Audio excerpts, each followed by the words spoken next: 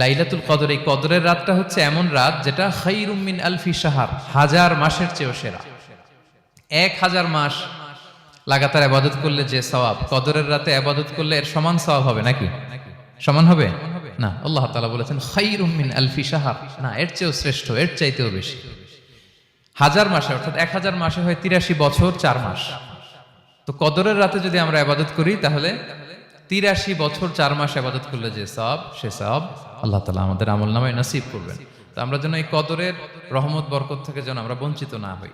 তো রাসূল সাল্লাল্লাহু আলাইহি ওয়াসাল্লামকে সান্ত্বনা দেওয়ার জন্য, যে হে নবী আপনি চিন্তিত হবেন না, বনি ইসরাইলের অনেক লোক হাজার বছর হায়াত পেয়েছে, শত শত বছর ইবাদত করেছে, জিহাদ করেছে, তারা হায়াত পেয়েছে বেশি কিন্তু তারা কদর পায়নি। আর আপনার উম্মতকে আমি হায়াত দিয়েছি কম কিন্তু তাদেরকে কদর দিয়েছি। সুবহানাল্লাহ বিহামদি, লাইলাতুল কদর দিয়েছি, যে কদরের রাত হাজার মাসের চেয়েও সেরা। তো এই কদরের রাতকে আবার লাইলাতুন মুবারাকাও বলা হয়েছে। ইন্না আনসালনাহু ফি লাইলাতিন মুবারাকা, এটা বরকতময় রাত। ফিহা ইউফরাকু কুল্লু আমরিন হাকিম, সব বিজ্ঞোচিত প্রাজ্ঞোচিত বিষয়ের ফয়সালা হয়। এটা বেসিক্যালি একটা বাজেট রাত বলা যায়। এ রাতে আগামী 1 বছরে আমাদের কি ঘটবে না ঘটবে আল্লাহ তাআলা এটার বাজেট করেন, এটাকে রিভাইজ করেন। সো এই রাতটা অনেক গুরুত্বপূর্ণ। তো এই কদরের রাত, এটা কবে, এটা স্পেসিফিক ছিল, মানে সুনির্দিষ্ট ছিল। রাসূল সাল্লাল্লাহু আলাইহি ওয়াসাল্লাম আমাদেরকে জানাতে চেয়েছিলেন কবে, কিন্তু রাসূল সাল্লাল্লাহু আলাইহি ওয়াসাল্লাম জানাতে পারেননি। সহিহ বুখারীতে এসেছে যে রাসূল সাল্লাল্লাহু আলাইহি ওয়াসাল্লাম খারাজান নবী সাল্লাল্লাহু আলাইহি ওয়াসাল্লাম লিয়ুখবিরানা বিলাইলাতিল কদর। উবাদা ইবনে সামিত রাদিয়াল্লাহু তাআলা আনহু বলেন, রাসূল সাল্লাল্লাহু আলাইহি ওয়াসাল্লাম আমাদেরকে জানাতে বের হয়েছিলেন যে কবে কদরের রাতটা। ফাতালাহা রাজুলান মিনাল মুসলিমিন, হঠাৎ মুসলমানদের মধ্য থেকে দুইজন ঝগড়া লাগলো, তর্ক লাগলো আর কি। রাসূল সাল্লাল্লাহু আলাইহি ওয়াসাল্লাম হঠাৎ করে ওই ঝগড়ার দিকে খেয়াল করলেন, ওইদিকে খেয়াল করে ওই তারিখটার কথা তিনি ভুলে গেলেন। ফারুফিআত, রাসূল সাল্লাল্লাহু আলাইহি ওয়াসাল্লাম বললেন আমার হৃদয় থেকে, অন্তঃকরণ থেকে এটাকে উঠিয়ে নেওয়া হবে। এখন আমি মনেই করতে পারছি না এটা কি 23 না 25 না 27 না 29, আমি মনে করতে পারছি না।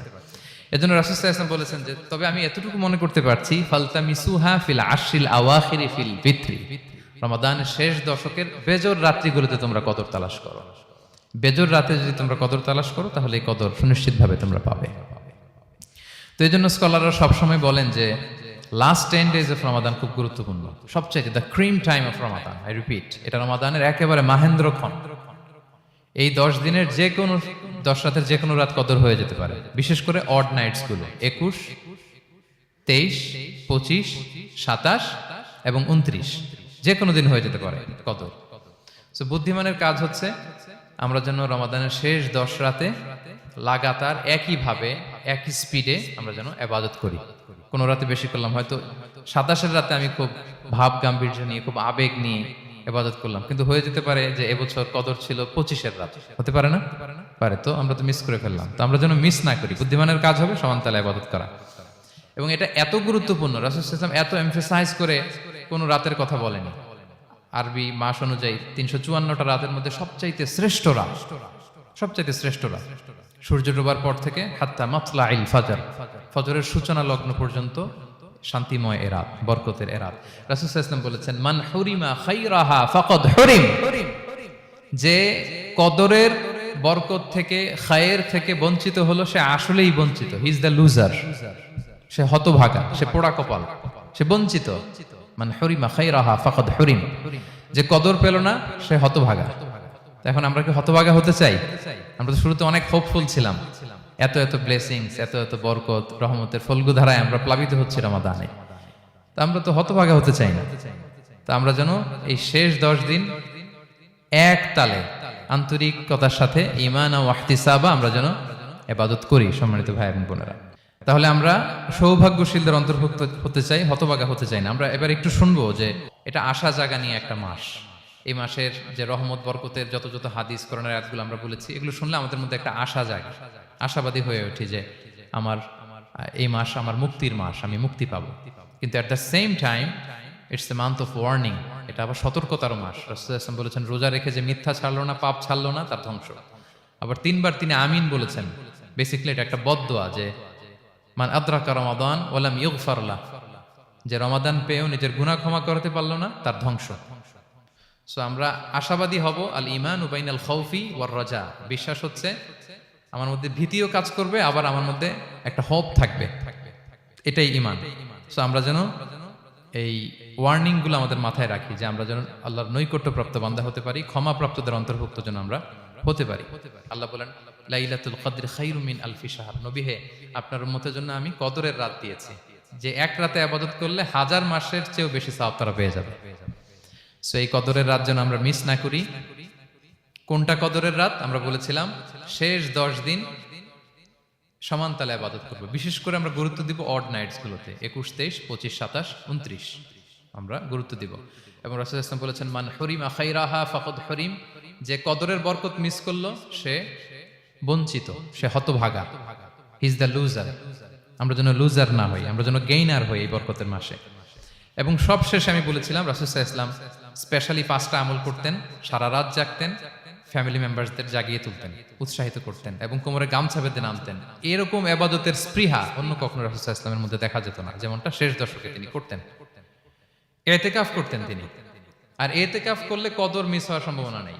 এটা 21-এ হোক, 25-এ হোক, 23-এ হোক, আমি তো মসজিদে, আমি তো কিয়ামুল লাইলে অংশগ্রহণ করতেছি, আমি তেলাওয়াত করতেছি, আমি প্রতিদিনই দোয়া করতেছি, মিস হওয়ার কোনো সম্ভাবনা নেই। আমরা যেন ইতিকাফের চেষ্টা করি, অথবা পার্ট টাইম ইতিকাফ যেন অন্তত করি 5 দিন, 3 দিন, অথবা রাতের সময়গুলো মসজিদে যেন আমরা কাটাই। 3 নাম্বার বলেছিলাম রাসূল সাল্লাল্লাহু আলাইহি ওয়াসাল্লাম জিবরাইল আলাইহিস সালাম কোরআন রিভিশন করতেন, আমরা যেন কোরআন রিভাইজ করি, রেসাইটেশন করি বেশি মাত্রায় শেষের 10 দিন। কিয়ামুল লাইল ফালা তাসআল আন হুসনিহিন্না ওয়া তুলিহিন্না, কত সুন্দর কিয়ামুল লাইল ছিল বলে বোঝানো যাবে না। তো আমরা যেন এরকম দীর্ঘ সময় কিয়ামুল লাইল করি। আর সবশেষে বলেছিলাম দোয়া করা। দোয়া করা হচ্ছে দোয়া মুমিনের হাতিয়ার। দোয়া মানুষের জীবন চেঞ্জ করে দিতে পারে। চাওয়ার মতো চাইলে আল্লাহ ফেরান না, আল্লাহ তো দেওয়ার জন্যই বসে আছেন। আমরা যেন কায়মনোবাক্যে আল্লাহ তাআলার কাছে চাই, অশ্রুসিক্ত নয়নে যেন আমরা চাই। অনুতপ্ত বান্দার চোখের পানির ফোঁটা আল্লাহর কাছে খুব প্রিয়। 2 ফোঁটা আল্লাহর কাছে সবচেয়ে প্রিয়, জিহাদের ময়দানে মুজাহিদের রক্তের ফোঁটা আর অনুতপ্ত বান্দার চোখের পানির ফোঁটা। বান্দা অনুতপ্ত হয়ে, রিপেন্টেন্ট হয়ে চোখের পানি ছেড়ে যখন কাঁদে আর দোয়া করে, ওই চোখের পানি চোখ বেয়ে, নাকের ডগাবে, মাটিতে পড়ার আগেই আল্লাহ তার সব গুনাহ মাফ করে দেয়। আমরা যেন সেই অনুতপ্ত বান্দাদের কাতারে শামিল হতে পারি। রাসূল সাল্লাল্লাহু আলাইহি ওয়াসাল্লাম যেভাবে কিয়ামুল লাইল করতে আমাদেরকে উৎসাহিত করেছেন, আমরা যেন সেভাবে কিয়ামুল লাইল করতে পারি। আমাদের প্রতিটি কাজের মধ্য দিয়ে লাআল্লাকুম তাত্তাকুনের যে অ্যাচিভমেন্ট, সেটা যেন আমাদের হাসিল হয়। এবং এই রমাদানকে যেন আমরা আমাদের জীবনের সর্বশেষ রমাদান মনে করি। আমাদের চিফ ইমাম অফ সেন্ট্রাল মস্ক ইমাম রমাদান সুবকি নামাজের আগে একটা সুন্দর কথা বলেন যে perform this Salah as if this is your last and final prayer. এমনভাবে নামাজে দাঁড়াও, মনে করো এটাই হতে পারে জীবনের শেষ নামাজ। রাসূল সাল্লাল্লাহু আলাইহি ওয়াসাল্লাম এটাই বলেছেন। সো আমরা বিগত বছরগুলোতে আমাদের অনেক প্রিয়জনদের হারিয়েছি এই কোভিডের কারণে। এবছর আল্লাহর মেহেরবানি বাংলাদেশ আইএম কমিউনিটির এই চমৎকার, আমাদের সম্মানিত শিক্ষক মণ্ডলীদের প্রচেষ্টা, ছাত্র ভাইদের প্রচেষ্টায় এই চমৎকার জান্নাতি পরিবেশে ইফতারের আগে আমরা একত্রিত হয়েছি। আবারও আগামী বছর আমরা এরকম কোনো গ্যাদারিং এ জয়েন করতে পারবো, কোনো গ্যারান্টি কি আমাদের আছে? নাই। It could be the last Ramadan in our life. So আমরা যেন এটা সবসময় মাথায় রাখি যে হতে পারে আমার this is our last chance, এটাই লাস্ট চান্স। এবং এই অপরচুনিটিগুলো যেন আমরা কাজে লাগাই এবং আল্লাহ তাআলার প্রিয় বান্দাদের অন্তর্ভুক্ত হই। আল্লাহ তাআলা আমাদের সবাইকে এই কথাগুলো বোঝার ও আমল করার তৌফিক দান করুক। হাদা মা ইনদি ওয়াল ইলমু ইনদাল্লাহ আলাইহি তাওয়াক্কালতু ওয়া ইলাইহি উনীব। চ্যানেলটি সাবস্ক্রাইব করে আমাদের সঙ্গেই থাকুন।